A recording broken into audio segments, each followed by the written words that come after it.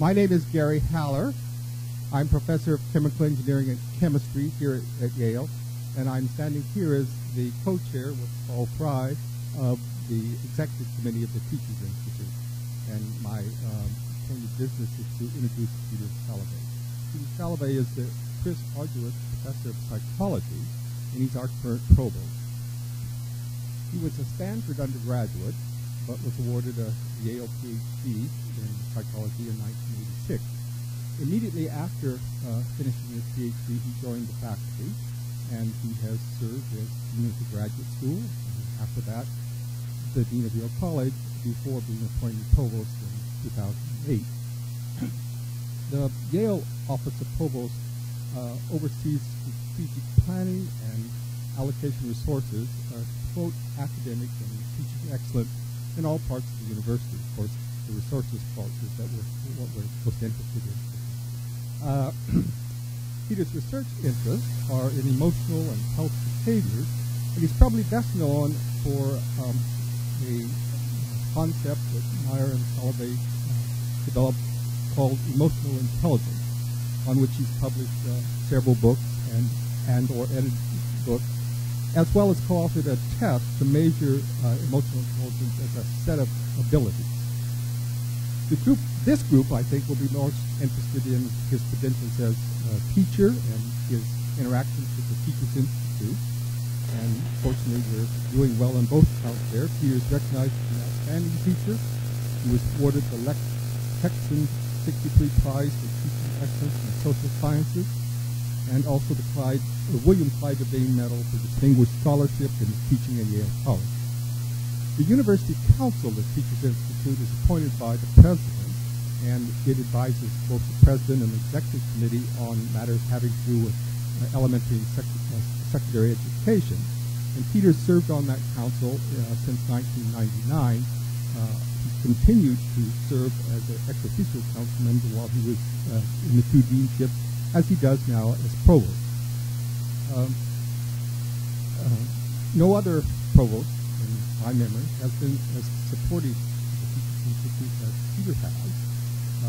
He is currently working with the executive committee to help raise some endowment for our SIM seminars that will be something like the endowment that already exists for the humanities.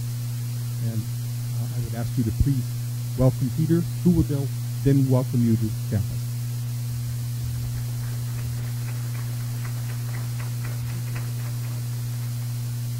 Thank you, Gary. That was a nice welcome to the welcomer, and so I appreciate that. I'm Peter Salovey. I'm the provost and the psychology professor, as Gary mentioned. You know, he made the comment that, you know, the provost, that's where the resources are. And, of course, that is the first thought everybody has when they meet a provost, that that's where the checkbook, the university's checkbook, must be located. But I just had a very funny experience. We had the inaugural Skip Gates lecture on campus about a week ago. And this is a lecture that emanates from a gift that a big fan of Skip Gates and a Yale alum made, remembering that Skip had one time been at Yale. But it's probably our only lectureship in honor of a Harvard professor here at Yale. But in any case, Anthony Appia gave the lecture, gave a marvelous lecture to a packed house at the Whitney Humanities Center.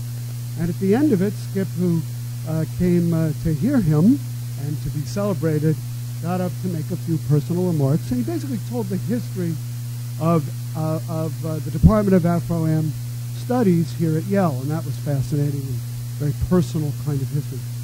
And then as he wrapped up, those of you who ever met Skip Gates or have seen him on television, he's a very charismatic guy. And the way he did it is he wrapped up, he looked around and he said, "Oh, and there's the provost. And my suggestion to all of you is go pick his pocket."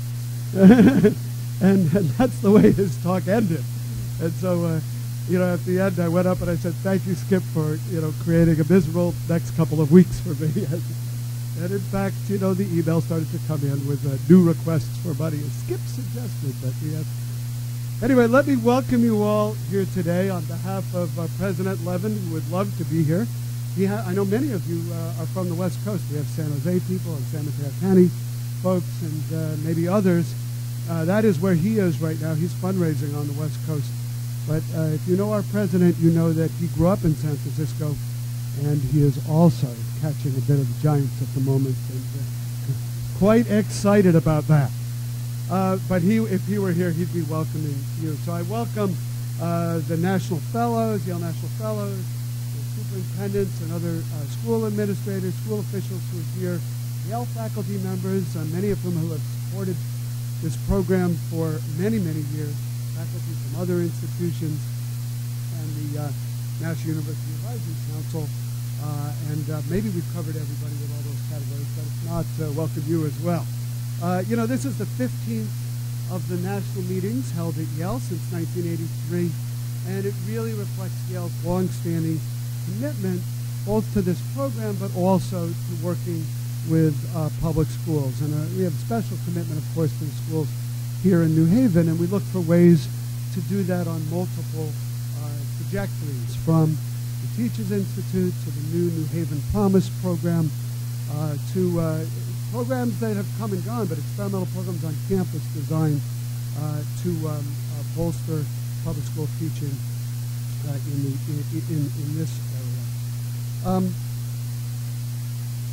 Perhaps one of the aspects of the Yale branch of this program that is most exciting to me is to look at the list of arts and sciences faculty primarily, faculty from some of our professional schools like forestry and environmental studies, and see who are actually teaching workshops with our public school teachers. And it's a who's who of our best teachers. It's really amazing to me that these folks who are so dedicated to teaching Yale College students have incredible careers as scholars and researchers in their own right, are willing to make the time, commit themselves to doing workshops and to helping out as well administratively with the program. It's really a heartwarming commitment to teaching, and I think we all express our gratitude. It's a who's who list, and I'm always quite impressed when I look at it. Over the years, it's actually been about 100 faculty members from Yale, including 3 deans of Yale College, many department chairs, and a fourth dean, who was the dean of the graduate school, who now happens to be the president who's rooting for the San Francisco Giants that I mentioned earlier, all who have worked in the program. So as recently as 2 weeks ago, faculty from the program here at Yale were in my office. We were talking about what they gain from participating, talking about financial stability of the program long term, and talking about the way in which network of school teachers, public school teachers, and university faculty committed to pedagogy forms, this network forms as a result of the program. And you know, the content is important, but as a psychologist, the process is important too. The formation of these networks is very, very important. We celebrate today the launching, not quite the launching, it's been in the works for 3 years, but essentially the launching of a new institute in Richmond. We're talking to the Richmond group here over lunch. And I know this afternoon we're going to talk about other new initiatives as well as reflect on the work you're all doing. Let me just close with one other comment. I know a few of you from last year, you probably heard me say this last year, so I'll tell the short version. But I wouldn't be doing what I'm doing if it weren't for the teachers that I had primarily in high school. I went to public high school in 2 places, 3 years in Buffalo, New York, 1 year in Los Angeles, California. I was one of those very odd kids who actually did his senior year in a different high school than I had done my first 3, because my family moved. It wasn't only a different high school, it was a different culture. If you move, you know, I don't like to say that there are no places in the U.S. as different as Buffalo, New York, and Los Angeles, California, but they were pretty different. Even the language, I had to learn a new language, you know. I remember the first day I was in Los Angeles, kid next door, and I said, "You want to play catch?" And I came out with my glove and baseball, and he said, "That'd be bitchin'." I'm like, I didn't know what he was talking about. It was like, kitchen? Anyway, I had great teachers, and in both of those schools, but especially in my Buffalo High School, Williamsville North High School, where these were folks absolutely committed to not just to teaching us, but to our growth, our maturation, our future careers. And it was really imprinting on them that made me want to be an educator. And I was telling this story to someone who only came to Yale a few years ago, our new chair of the Department of Chemistry. And he said to me, gee, where was that? And I started to describe where it was. And he had gone to the same high school, had the same teachers, and had the same experience that I did. And felt he was a chemistry professor because of the teachers he had at Williamsville North High School in the suburbs of Buffalo, New York. And about 3 weeks later, two of our English teachers, who were married to each other, came through town. And we had lunch with them and had a chance to actually talk to them about the influence they had on our lives. And they remembered us far better than we thought we deserved to be remembered by them. Not that we didn't do memorable things in high school, but really got a chance to thank them and to express our gratitude. They both just retired, and we had clearly had them at the very beginning of their career.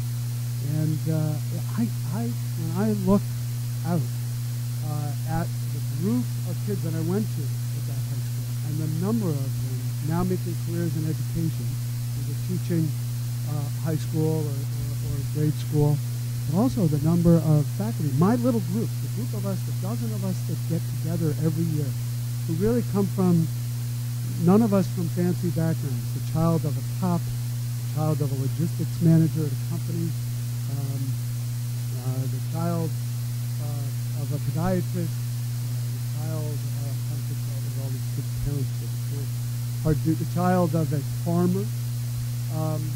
And that group of people that's a professor at Cal State Humboldt, professor at Loyola in Chicago, professor at the University of Wisconsin,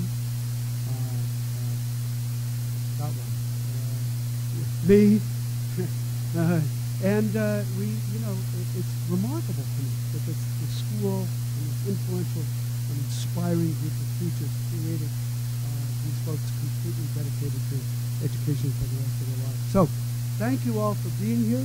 I hope you get a chance actually to enjoy the New England fall, particularly if you're not from New England.